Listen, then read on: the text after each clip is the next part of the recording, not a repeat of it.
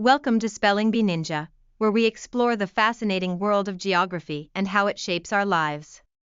Today, we delve into the intricate web of global trade, an essential aspect of our economy and everyday life.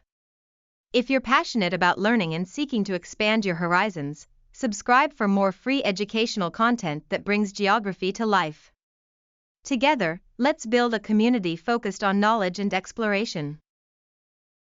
Let's begin our journey into global trade by first defining what it means. Global trade, also known as international trade, is the exchange of goods, services, and capital across international borders. Think of it this way: countries specialize in producing things they can make more efficiently than others, allowing them to trade for what they need. This specialization is vital because it leads to a system known as comparative advantage. For example, if a country is great at producing coffee but struggles to make technology, it can trade its coffee abroad while importing technology from those who can create it more effectively. But as we explore further, we also must discuss trade deficits. A trade deficit occurs when a country imports more goods and services than it exports. This can impact a nation's economy, as ongoing deficits may indicate challenges in producing competitive goods or result in borrowing to pay for imports.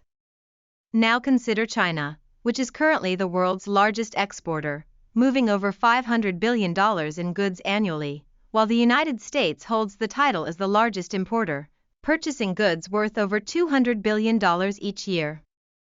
China is famously dubbed the factory of the world. As we think about the global trade landscape, we recognize that these dynamics can shift and change rapidly due to various factors including technology, political relations, and economic policies. Let's now take a closer look at the concept of comparative advantage, which is a crucial principle in international trade. This idea suggests that a country should focus on producing goods where it has a lower opportunity cost than others. For instance, Saudi Arabia, with its vast oil reserves, has a comparative advantage in oil production, while Brazil excels in coffee due to its favorable growing climate. This fundamental understanding helps countries maximize their resources and trade effectively. Another platform facilitating these trade dynamics is trade agreements. These agreements reduce tariffs, which are taxes imposed on imported goods, and other barriers to trade. Through arrangements like the European Union, USMCA, and ASEAN, countries can foster economic cooperation and stimulate growth across borders, leading to a more interconnected global marketplace. The European Union, for instance, operates as a single market allowing the free movement of goods, services, capital, and people among its 27 member states. By breaking down trade barriers, countries can enjoy a broader selection of goods at lower prices. What's interesting here is the impact of organizations like the World Trade Organization, or WTO, established in 1995 to oversee and regulate international trade. The WTO works to facilitate trade negotiations, resolve disputes, and provide a formal structure for trade discussions among its 164 member countries as of 2024. Now that we have a good grasp of trade agreements and organizations, let's discuss some trade barriers that nations face. Tariffs, as mentioned earlier, raise the cost of imported goods, protecting domestic industries by making foreign products less competitive. In addition to tariffs, other barriers include quotas, which limit the amount of specific goods that can be imported, and subsidies, where governments provide financial support to local producers to help them compete. Understanding these concepts is crucial because they significantly impact the prices citizens pay, the variety of products available, and the overall health of national economies. As we explore global trade, we cannot ignore the major global trade routes that have historically shaped commerce. Key routes like the Suez Canal in Egypt, connecting the Mediterranean Sea to the Red Sea, and the Panama Canal, which links the Atlantic and Pacific Oceans, are critical arteries for trade. The Strait of Malacca, tucked between Malaysia and Indonesia, and the Strait of Hormuz, located between the Persian Gulf and the Arabian Sea, are other strategic points that facilitate the flow of goods.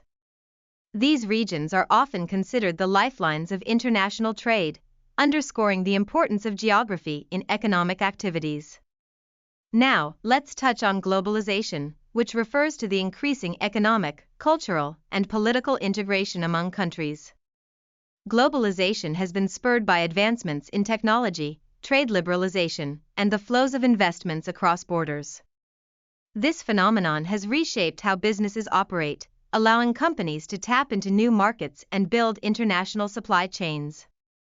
However, it also comes with complex challenges as various economies become interconnected. One landmark event affecting globalization recently was the COVID-19 pandemic. This crisis highlighted the vulnerabilities of global supply chains, as lockdowns led to factory shutdowns, shipping delays, and container shortages, showcasing the interconnectedness of today's economy. This disruption has prompted nations and businesses to reassess their reliance on global supply chains and rethink production strategies moving forward. Finally, let's acknowledge the largest trading partners of the United States. Canada and Mexico are at the forefront due to the USMCA, followed by countries like China, Japan, Germany, and the United Kingdom. These relationships are pivotal in trade dynamics and economic growth, illustrating the importance of collaboration in an increasingly globalized world. Today, we explored the intricate world of global trade, emphasizing the significance of comparative advantage, trade agreements, and the major global routes that facilitate this exchange. We learned about key organizations that govern trade, such as the WTO, and identified the challenges posed by trade barriers.